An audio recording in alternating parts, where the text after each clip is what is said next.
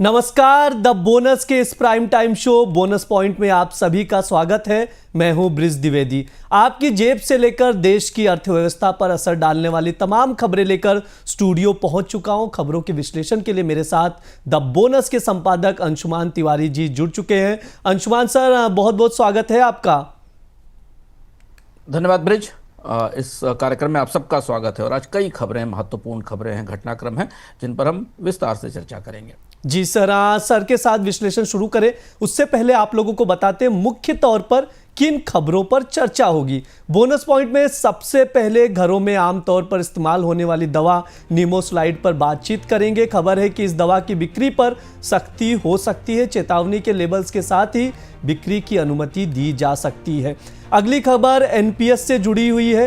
PFRDA ने NPS में बड़ा सुधार करते हुए कस्टमाइज स्कीम को मंजूरी दी है। अंशुमान सर से समझेंगे कि इसका क्या असर होगा।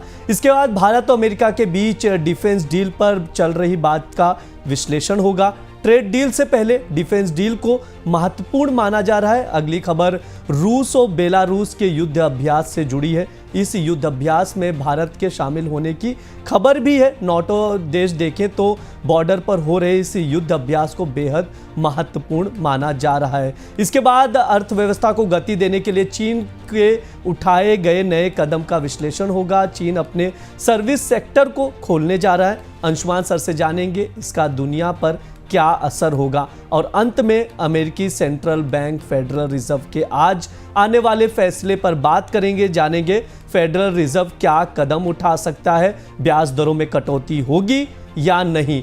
चलिए पहली खबर की ओर बढ़ते हैं। केमिस्ट की दुकानों पर आसानी से मिलने वाली दवा निमोसलाइड के निर्माताओं को दवा की पैकिंग पर इसकी बिक्री को लेकर चेतावनी का लेबल लगाना पड़ सकता है। रिपोर्ट के मुताबिक दवा को 12 साल से ऊपर की आयु वाले लोगों के उपचार के लिए तभी इस्तेमाल की अनुमति की चेतावनी हो सकती है जब अन्य सभी विकल्प काम ना कर रहे हो। इस कदम से निमोसलाइड के बाजार पर असर पड़ सकता है। देश भर में निमोसलाइड का सालाना कारोबार करीब अगर देखें तो 500 करोड़ रुपए का है। सर से समझेंगे। सर, ऐसे में सवाल यह उठता है कि इस दवा को लेकर इतनी मुश्किलें क्यों हैं? ब्रिज, ये अकेली ऐसी दवा है जिसमें पिछले 3 साल से भारत सरकार का फार्मा रेगुलेटर और बाजार और दवा कंपनियां उलझी हुई हैं, क्योंकि इसके नकारात्मक असर खासे गहरे हैं। निमोसलाइड के दुनिया के कई बाजारों में, कई देशों में ये सीमित रूप से बिकती है, कई जगह प्रतिबंधित भी है और इसका नुकसान काफ़ी ज़्यादा होता है। पर भारत में दवा सस्ती होने के कारण एक सामान्य पेन किलर के तौर पर बराबर इस्तेमाल की जाती है। अब स्थिति यहाँ तक पहुँच गई है कि शायद पहली ऐसी दवा होगी जिसके बॉक्स के ऊपर अलग से इतनी बड़ी चेतावनी लिखने की बात कही गई और यहां से दवाओं पर इस तरीके की चेतावनी लिखने का एक नया दौर भी शुरू हो रहा है अगर इसे पूरी तरह लागू किया गया। क्योंकि माना जा रहा है कि दवा, भारत में बहुत सारी दवाएं डॉक्टरों के प्रिस्क्रिप्शन के बिना बिकती हैं, जिनको ओवर द काउंटर कहा जाता है, जिसमें केमिस्ट सीधे ग्राहक को दवा दे देता है और वो लोग उससे इलाज करते हैं उस दवा को लेके। ये दवा आमतौर पर बच्चों के लिए गर्भवती महिलाओं के लिए और कई और महत्वपूर्ण वर्गों के लिए जिनके स्वास्थ्य संबंधी गंभीर बीमारियां हैं, उनके लिए निमोसलाइड एक उपयुक्त दवा नहीं मानी जाती। पर लगातार बिक रही है। सरकार ने 15 सितंबर को एक सर्कुलर जारी किया है। उस सर्कुलर में अब ये नया प्रावधान दिया गया है कि कहीं भी किसी भी जगह निमोसलाइड दवा बेचने से पहले उस पर स्पष्ट रूप से लगभग वैसी ही वैधानिक चेतावनी लिखी जाएगी जैसी कि आपको कई सारे नशे के उत्पादों पर दिखाई देती है। सरकार, इंडियन मेडिकल काउंसिल ने अपनी रिपोर्ट में ये कहा था कि निमोसलाइड का दुरुपयोग इतना ज़्यादा बढ़ रहा है कि अब ये कई सारे लोगों में अनजाने ही लिवर फंक्शन के फेल्योर का या लिवर डैमेज का कारण बन रही है। तो आप भी अगर निमोसलाइड खरीदते हैं, इस्तेमाल करते हैं, आपके पास दिखती है, तो इस चेतावनी का ध्यान रखें। चलिए अब एनपीएस पर भी बातचीत कर ली जाए। नेशनल पेंशन सिस्टम यानी एनपीएस को आकर्षक बनाने के लिए पीएफआरडीए ने इसमें बड़ा सुधार किया है। 1 अक्टूबर से देखें तो एनपीएस की कस्टमाइज स्कीम का ऑफर होगा जिसमें इक्विटी में 100% एक्सपोजर की अनुमति होगी। मौजूदा व्यवस्था में सिर्फ एक बार चुनाव की अनुमति होती है और उसमें भी इक्विटी में अधिकतम एक्सपोजर जो है 75% रखने की अनुमति है। सर, ऐसे में सवाल ये उठता है कि इस सुधार की ज़रूरत क्यों पड़ी? ये भी बड़ा शिफ्ट है, मतलब छोटी खबर है लेकिन काफी बड़ा बदलाव है।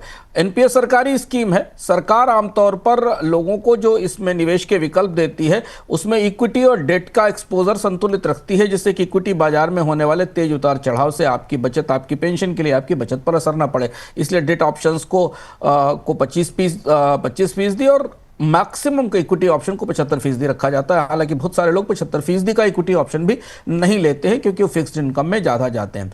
कोशिश सरकार की तरफ से की जा रही है कि ये जो न्यू एनपीएस या नई पेंशन स्कीम है इसे अब निजी क्षेत्र को और गिग वर्कर्स को भी दिया जाए। ऐसी स्थिति में इसे और ज्यादा आकर्षक बनाने की जरूरत है ताकि लोग इसमें निवेश कर सकें।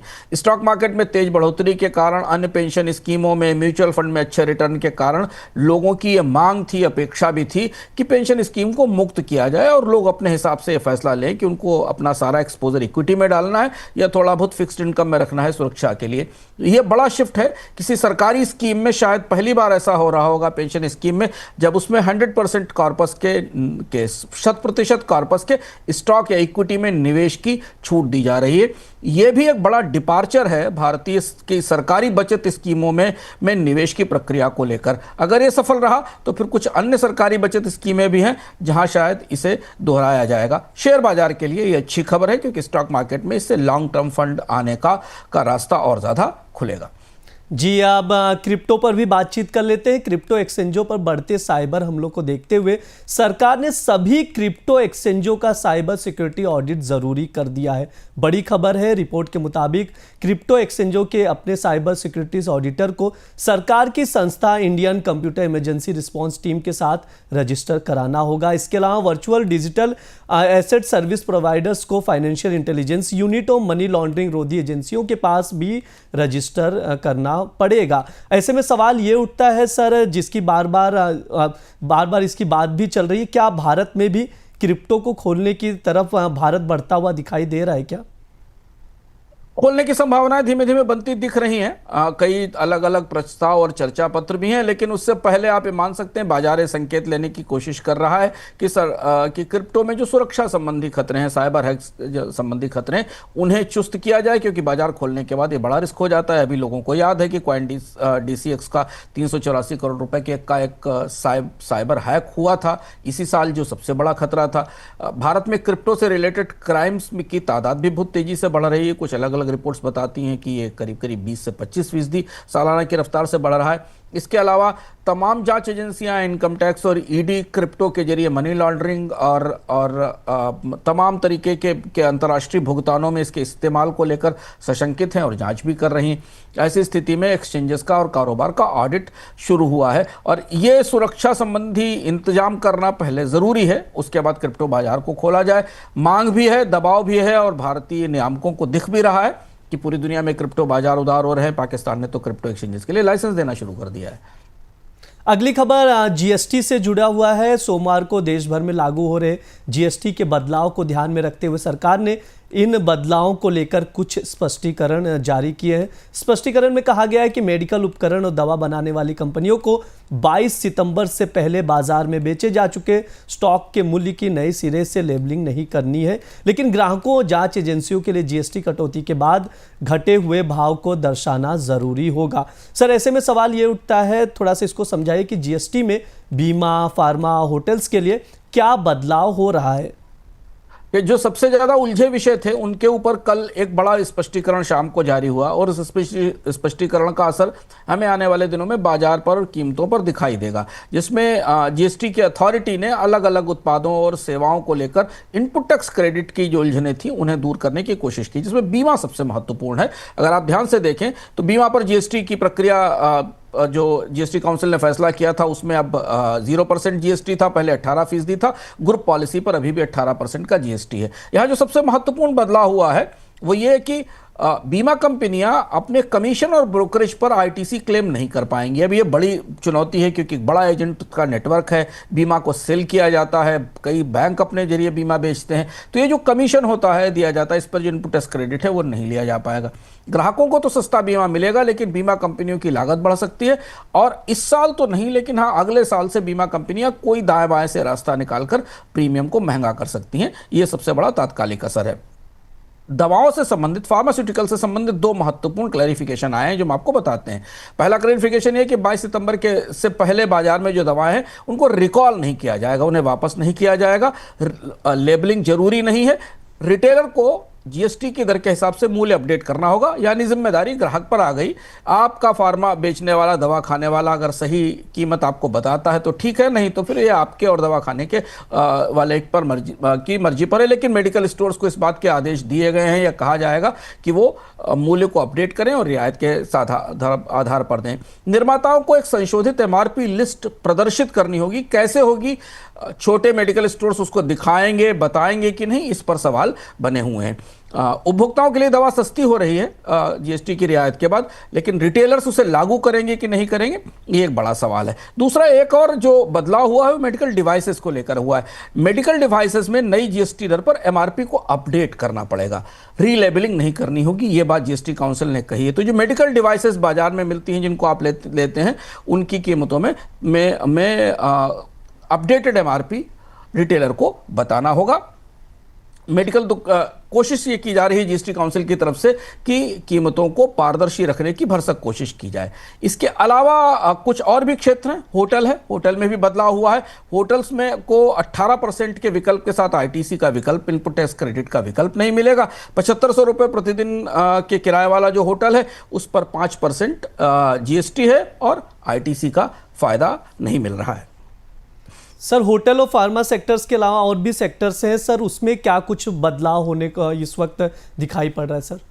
2-3 और सेक्टर थे जिनको जीएसटी काउंसिल ने अपने स्पष्टीकरण में जीएसटी अथॉरिटी ने दिया है, जिसमें कि ब्रिक्स मेकिंग है, जैसे ईंट बनने का है, इनके ऊपर जो सामान्य ब्रिक्स हैं उनके ऊपर 6% जीएसटी है, इनपुट टैक्स क्रेडिट नहीं मिल रहा है।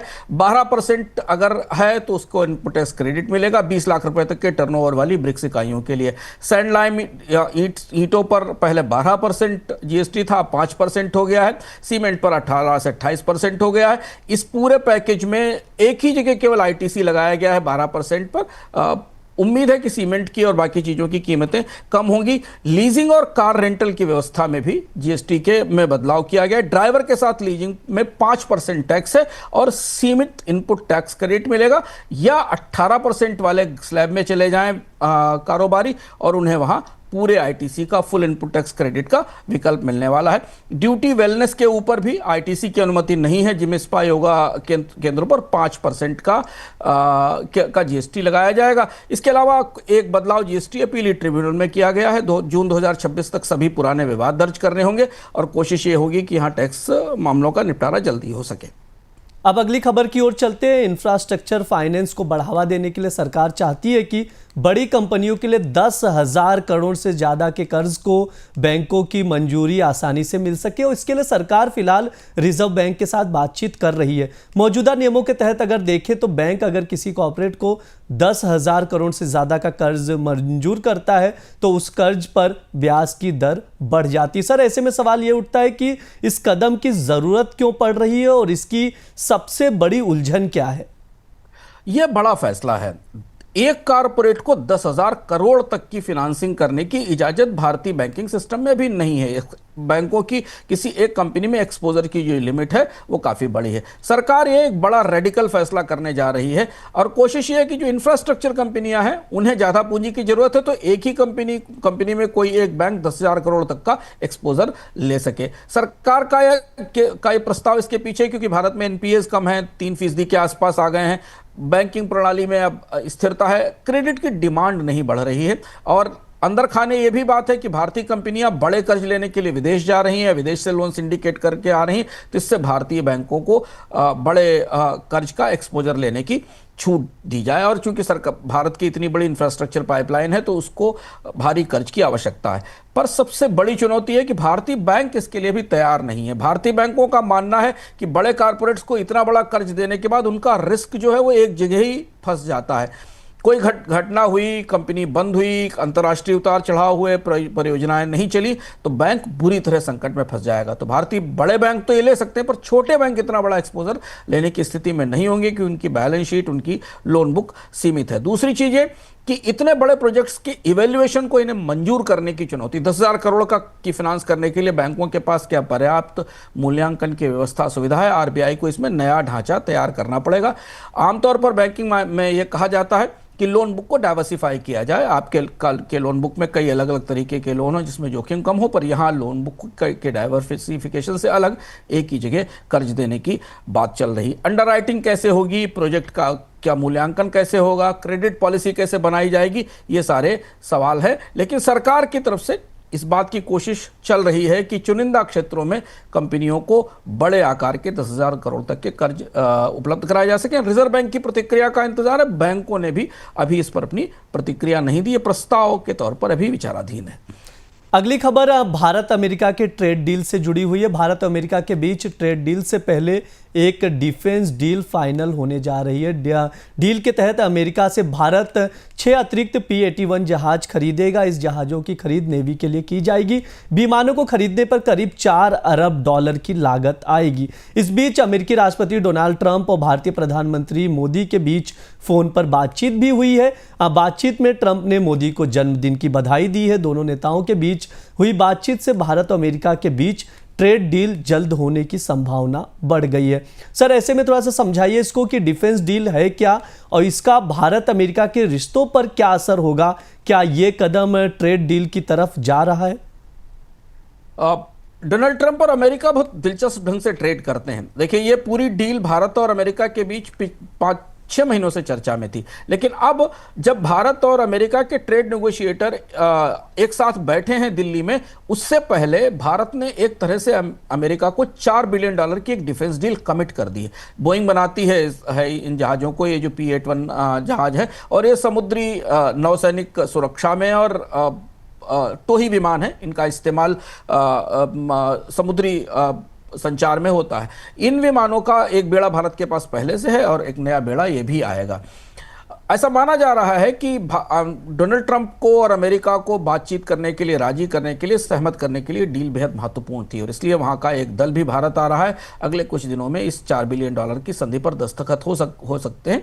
उसके बाद भारत और अमेरिका के बीच व्यापार वार्ताएं आगे बढ़ेंगी। व्यापार वार्ताओं को लेकर भी तस्वीर स्पष्ट नहीं है, पर हाँ, बर्फ को पिघलाने में, ये फोन पर बातचीत करने में, इन सारी चीजों में इस तरीके के सौदों ने महत्वपूर्ण भूमिका निभाई है और इससे जाहिर होता है कि डोनाल्ड ट्रंप कितने मजबूत नेगोशिएटर और बार्गेनर हैं। और हम लगातार बोनस पॉइंट में आपको बताते रहे कि डोनाल्ड ट्रंप ने जहां जहां व्यापार संधियां की हैं अपने कार्यकाल के बाद, उन्होंने बेहद सख्ती के साथ अमेरिका के लिए नया बाजार खोलने की कोशिश की है। कहीं बोइंग के जहाज बेचे हैं, कहीं चावल बेचा है, कहीं कॉर्न बेचा है। और इसलिए भारत के साथ भी जब ये माहौल अच्छा होना शुरू हुआ तो उससे पहले ये $4 बिलियन की डील डोनाल्ड ट्रंप ने बोइंग कंपनी के लिए और अमेरिका के लिए पक्की कर ली है। सर, एक चीज और बताइए कि भारत अमेरिका बीच व्यापार वार्ता को लेकर क्या कुछ अपडेट है? साथ ही ये भी समझाइए, क्या डिफेंस डील से भारत को व्यापार वार्ता में कोई रियायत मिलेगी? अभी तक अमेरिकी पक्ष ने रियायत जैसी कोई बात नहीं कही है। जो बात उलझी है वो रूस से तेल आयात को लेकर है। हालांकि वहां थोड़ी परिस्थितियां बदलती दिख रही है, हम आगे इसी कार्यक्रम में उस पर बात करेंगे। लेकिन इस डील को सीधे ट्रेड डील से नहीं जोड़ा गया है, नहीं बताया गया है।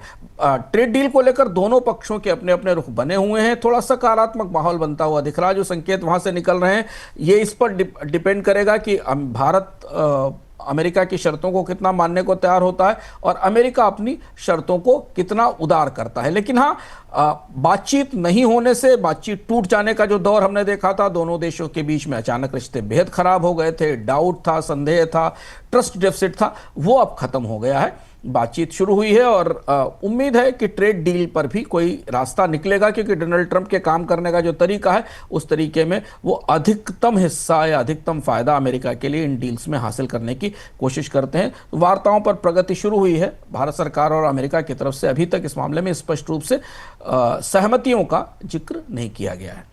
अगली खबर की ओर चलते हैं। नवीन जिंदल ग्रुप की steel company Jindal steel international ने यूरोप की स्टील कंपनी थाइनेस ग्रुप को खरीदने का ऑफर दिया है। यह कंपनी जर्मनी की सबसे बड़ी फ्लैट स्टील निर्माता कंपनी है। थाइनेस ग्रुप ने भी इस ऑफर की पुष्टि की। हालांकि जिंदल स्टील की तरफ से कितनी कीमत ऑफर की गई है, इसकी जानकारी अभी सामने नहीं आई है। सर, इसको समझाइए कि जिंदल के ऑफर का विस्तृत ब्यौरा क्या है? पहली चीज तो यह कि नॉन बाइंडिंग ऑफर है, पर भारत का एक और स्टील समूह अंतर्राष्ट्रीय स्तर पर किसी बड़ी कंपनी के टेक ओवर के लिए आगे बढ़ रहा है। हमने ऐसी स्थिति टाटा और कोरस के संदर्भ में देखी थी। थाइसन-ग्रुप स्टील जर्मनी की ऐतिहासिक कंपनी है, काफी पुरानी और बड़ी कंपनी, और स्टील की यूरोप के प्रमुख स्टील निर्माताओं में है। लेकिन जैसी परिस्थिति पूरी दुनिया की स्टील कंपनियों के सामने, इस कंपनी के सामने भी है। इस कंपनी ने पिछले साल ये डिसाइड किया था कि 2030 तक के करीब करीब 11,000 लोगों को निकालेगी, यानी अपनी 30% वर्कफोर्स में कटौती करेगी। चीन से आ रहे सस्ते स्टील से प्रतिस्पर्धा है, यूरोप की कंपनियों को स्टील बेचने में मुश्किल हो रही है। इधर अमेरिका में डोनाल्ड ट्रंप के आने के बाद जो स्टील पर टैरिफ लगाए गए, उनका असर यूरोप के स्टील निर्यात पर भी पड़ रहा है। ऐसी परिस्थिति में थाइसन-ग्रुप, जो कि जिसने इतिहास में जर्मनी के स्टील में उद्योग को बनाने में बड़ी भूमिका निभाई है, वो अपने डिवीजन को, अपने स्टील डिवीजन को बेचने की तैयारी कर रही है। डील का आकार नहीं पता है, बिड कितनी बड़ी है ये नहीं पता है, थाइसन-ग्रुप ने इसको कंफर्म किया है। लेकिन अगर ये डील आगे बढ़ती है तो ये एक बड़ा अधिग्रहण होगा किसी भारतीय कंपनी के लिए यूरोप में, और दूसरा अधिग्रहण होगा टाटा और कोरस के बाद। और जर्मनी के इतिहास में स्टील का एक बड़ा हिस्सा रहा है, एक बड़ी भूमिका रही है। तो ये एक बड़ा शिफ्ट होगा, यहाँ एशियाई कंपनियां यूरोप के बाजार में स्टील में पहुंचने की कोशिश करेंगी। अभी तक दोनों पक्षों ने स्पष्ट रूप से डील का आकार नहीं बताया, पर ये इस घटना पर हमारी, इस पूरे डील पर हमारी निगाह बराबर रहेगी। अगली खबर यूक्रेन और रूस से जुड़ी हुई है। यूक्रेन के साथ युद्ध के लिए यूरोपियन यूनियन की तरफ से रूस पर लगने वाले नए प्रतिबंध फिलहाल टल गए हैं। यूरोपियन यूनियन ने प्रतिबंधों की 19वीं किस्त को फिलहाल स्थगित कर दिया। उधर रूस यूक्रेन युद्ध के बीच रूस और बेलारूस एक बड़ा युद्ध अभ्यास कर रहा है। इस युद्ध अभ्यास में भारत और ईरान भी भाग ले रहे हैं। रिपोर्ट्स में यह भी कहा गया है कि रूस ने इसमें टैक्टिकल न्यूक्लियर हथियारों का प्रदर्शन किया है। बेलारूस में हो रहे इस युद्ध अभ्यास को इसलिए महत्वपूर्ण माना जा रहा है क्योंकि बेलारूस का बॉर्डर नाटो के सदस्य पोलैंड, लातविया और लिथुआनिया के साथ लगता है। सर, इससे ऐसे में सवाल ये उठता है कि यूरोप ने रूस पर प्रतिबंधों का फैसला क्यों टाला? यह बेहद दिलचस्प घटनाक्रम है, और हमने शुरुआत में संकेत दिया था कि भारत के लिए यह घटनाक्रम खास महत्वपूर्ण है। और डोनाल्ड ट्रंप और उनका प्रशासन रूस का तेल न खरीदने के लिए भारत पर जो दबाव बना रहा था, उस दबाव की रोशनी में यह बदलाव समझना जरूरी है। डोनाल्ड ट्रंप ने पिछले सप्ताह यूरोप को और नाटो को इस बात की चेतावनी दी थी कि वो रूस से तेल और गैस खरीदना बंद कर दें, और तभी यूक्रेन को मदद दी जा सकती है और नाटो को सहायता दी जा सकती है, जिस पर यूरोपियन यूनियन की एकता थोड़ी बिखरती दिख रही है। स्लोवाकिया और हंगरी अभी भी रूस का तेल इस्तेमाल करते हैं यूरोप में। हालांकि रूस के तेल पर युद्ध से पहले की निर्भरता काफी ज्यादा थी, यूरोप की करीब 30% तक थी, वो घटकर अब 2% रह गई है। लेकिन अभी भी यूरोप अपनी सीएनजी की, एलएनजी की आपूर्ति के लिए, नेचुरल गैस की आपूर्ति के लिए रूस पर निर्भर है, और 14% के आसपास गैस पूरे यूरोप की डिमांड की रूस से आती है। फ्रांस समझौते करने की रूस से कोशिश कर रहा है, और इसीलिए यूरोप ने यह लक्ष्य रखा था कि 2028 के तक वो गैस खरीदता रहेगा, और 2028 में जाकर ये संधियां समाप्त हो जाएंगी। 2026 तक छोटे समझौते भी बंद कर दिए जाएंगे। डोनाल्ड ट्रंप ने कहा है कि तत्काल गैस और तेल की आपूर्ति बंद की जाए, और उसके बाद फिर झगड़ा शुरू हुआ है। स्लोवाकिया, हंगरी ने इसका विरोध किया है। फ्रांस और जर्मनी अचानक तुरंत ये सारी पाइपलाइनें काट देने के लिए तैयार नहीं है। पुतिन इस मजबूरी को, यूरोप की इस मजबूरी को समझ रहे हैं, और इसलिए ये प्रतिबंधों की जो अगली खेप आनी थी, इसे टाल दिया गया है। डोनाल्ड ट्रंप इसलिए दबाव बना रहे हैं यूरोप पर रूस से की एनर्जी निर्भरता कम करने के लिए कि जैसे ही रूस बाजार से पूरी तरह बाहर होगा, अमेरिका के एलएनजी एक्सपोर्ट के लिए बाजार खुलेगा, और उनके टैंकर, अमेरिका के टैंकर रूस यूरोप में रूस की गैस के बदले गैस की आपूर्ति करने लगेंगे। तो अब रूस की तेल गैस को लेकर यूरोप आपस में उलझ गया है। कई देशों के पास निर्भरता काफ़ी ज़्यादा है, और ऐसी स्थिति में ये प्रतिबंध कुछ समय के लिए टाल दिए गए हैं। और ये बात पहले से बाजार में पता थी, इसलिए भारतीय पक्ष का ये जो दावा था कि यूरोप खुद तेल गैस पर निर्भर है, वो सही भी साबित हुआ और स्पष्ट भी था। इसलिए भारत का रूस से कच्चे तेल का आयात जारी है। हालांकि एक दूसरा घटनाक्रम जो रूस और यूक्रेन युद्ध में हुआ है, उसके कारण रूस की तेल उत्पादन क्षमता पर असर पड़ रहा है, जिस पर हम आगे बात करेंगे। सर, एक चीज और समझाइए कि युद्ध अभ्यास से रूस और बेलारूस क्या संकेत देना चाहते हैं? सबसे सनसनीखेज खबर है यूरोप की आज के दिन, आज सुबह से पिछले 3 दिनों में ज़ैपार्ड करके एक बड़ा युद्धाभ्यास रूस और बेलारूस ने किया है, जिसमें जो नाटो देशों से लगते हुए बॉर्डर पर किया गया है। अभी हाल में हमने कई इस तरीके की घटनाएं सुनी थी जब रूसी युद्धक विमानों ने रोमानिया के और पोलैंड के एयर स्पेस का वायलेशन किया था, ऐसे आरोप लगाए गए थे। इस युद्धाभ्यास में को नाटो बेहद करीब से देख रहा है। वहां पर न्यूक्लियर टैक्टिकल वेपन्स भी शो किए गए हैं। रूस ने और बेलारूस ने अपनी सारी मिलिट्री माइट वहां पर दिखाई है। माना जा रहा है, अंतर्राष्ट्रीय एजेंसियां बता रही कि अन्य देशों ने भी इसमें ऑब्जर्वर के तौर पर किसी तरह से भाग लिया है। इधर डोनाल्ड ट्रंप अपनी यात्रा पर ब्रिटेन पहुंचे हैं। आज ब्रिटेन में उनकी बातचीत है। यहां से वो शायद इस युद्धाभ्यास की रोशनी में नाटो की चिंता को देखते हुए और रूस की आक्रामकता को देखते हुए कोई बयान भी जारी कर सकते हैं या नाटो के सदस्य देशों से बात भी कर सकते हैं। तो बेलारूस से जुड़ी हुई सीमा पर, नाटो की सीमा पर तनाव बढ़ता दिख रहा है और ये युद्धाभ्यास ठीक उस समय प्लान किया गया है जब डोनाल्ड ट्रंप की कोशिश यूरोप में शांति बनाने की और यूक्रेन और रूस के बीच युद्ध विराम कराने की है। अगली खबर की ओर चलते हैं। यूक्रेन ने रूस के तेल ठिकानों पर बड़ा ड्रोन हमला किया है। रिपोर्ट्स के मुताबिक 2 दिन पहले हुए इस हमले में यूक्रेन ने 361 ड्रोन का इस्तेमाल किया और हमले की वजह से रूस की तेल सप्लाई पर असर पड़ने की आशंका है। इस हमले को युद्ध रोकने की कोशिशों को बड़े झटके के तौर पर देखा जा रहा है। सर, ऐसे में सवाल ये उठता है कि इस हमले को लेकर ग्लोबल एनर्जी मार्केट में इतनी चिंता क्यों है?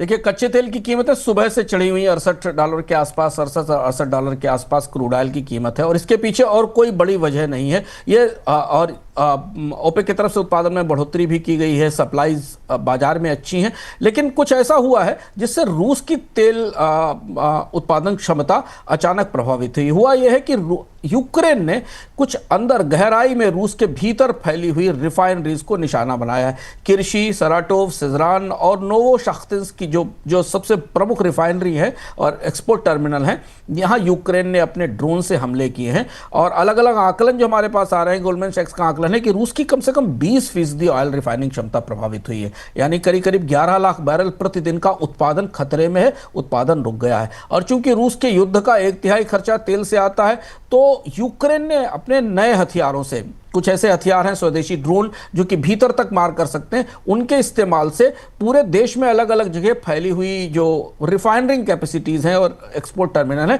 उनको हिट करना शुरू किया है।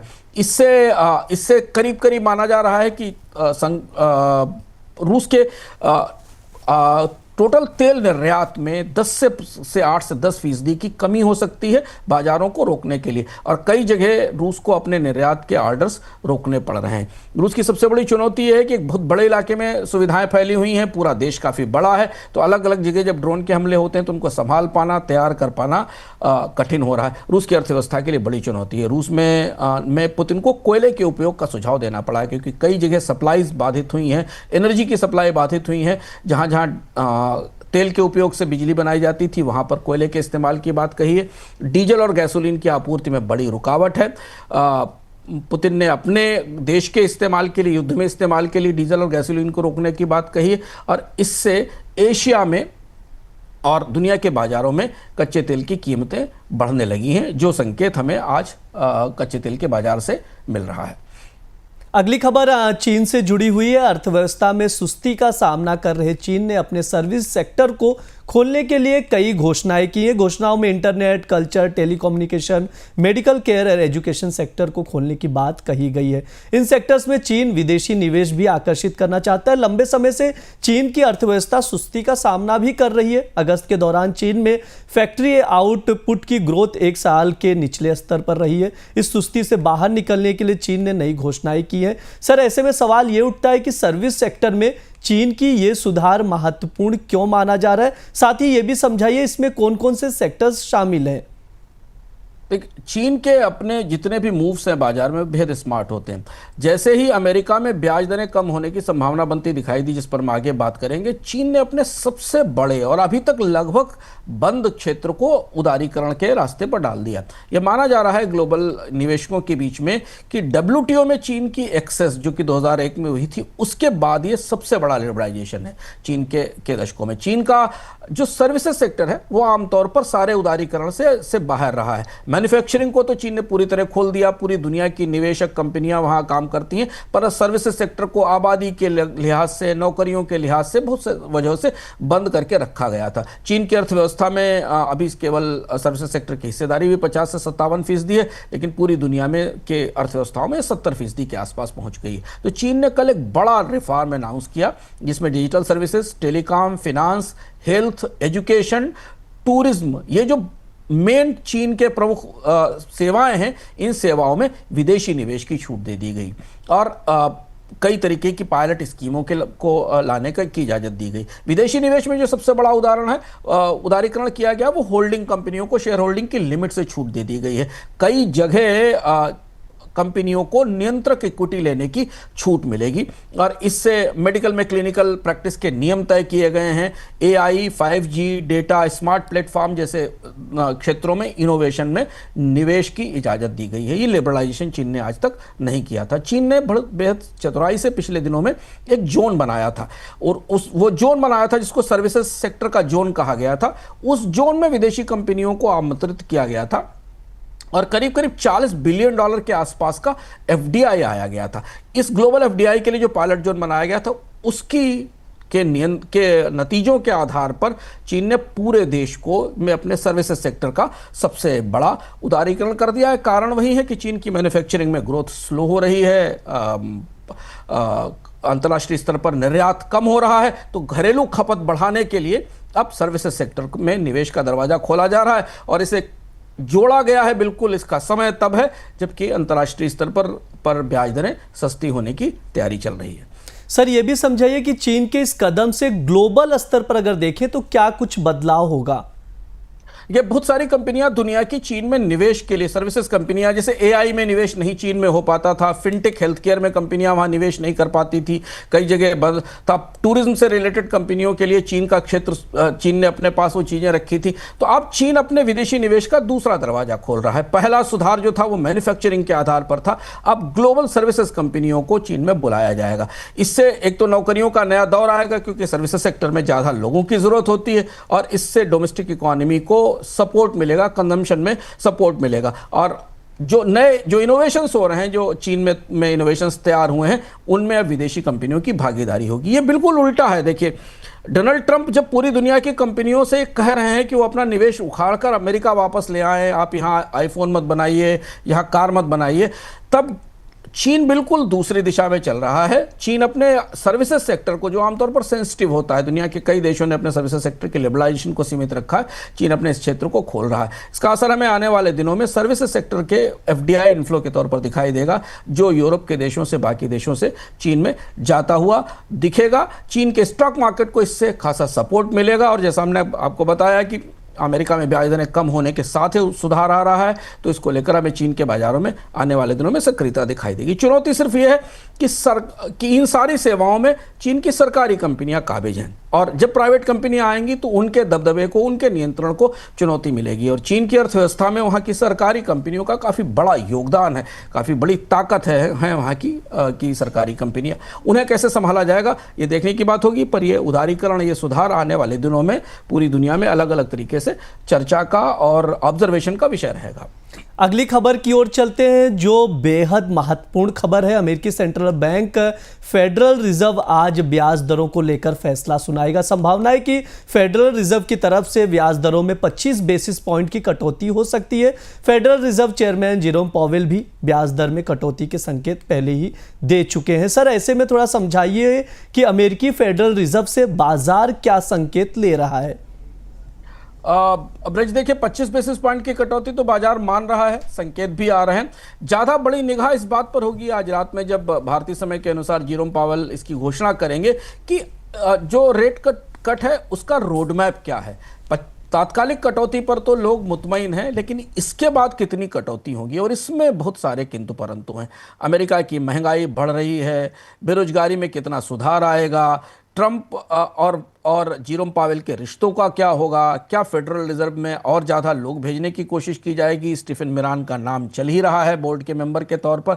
तो जो पॉलिटिक्स है अमेरिका की, वो फेडरल रिजर्व के और व्हाइट हाउस के रिश्तों को के बीच में जो राजनीति है वो भविष्य के फैसलों को प्रभावित करेगी। तो अभी की कटौती से बाजार उत्साहित होगा क्योंकि लंबे समय बाद कटौती शुरू हो रही है। और आप हमेशा देखें कि जब फेडरल रिजर्व ने ब्याज दरों में कमी की है तो अमेरिकी स्टॉक मार्केट में भी तेजी आई है, ग्लोबल स्टॉक मार्केट्स भी बढ़ते दिखाई देते हैं और क्रिप्टो में भी बड़ी तेजी आई है। तो ये फिनोमेना तो बना हुआ है, लेकिन यहां से आगे कितनी और कटौती होंगी, क्योंकि शुरुआती तौर पर माना जा रहा है कि कम से कम 3 रेट कट्स आ सकते हैं। एक चीज तो अगर ये 3 रेट कट्स की संकेत देती है फेडरल रिजर्व की पॉलिसी, तो बाजार के लिए एक लंबा उत्साह भरा मौका है और जिसमें हम बाजारों में एक देर तक चलने वाली तेजी देख सकते हैं। दूसरी चीज ये है कि महंगाई को लेकर वो क्या संकेत देते हैं, क्योंकि इस बात पर दुविधा है कि अमेरिकी फेडरल रिजर्व के लिए 2% की महंगाई का लक्ष्य है, महंगाई 3% के आसपास है। तो जो कहा जा रहा है कि क्या अमेरिका में 3% की महंगाई अब न्यू नॉर्मल है, क्या फेडरल रिजर्व इस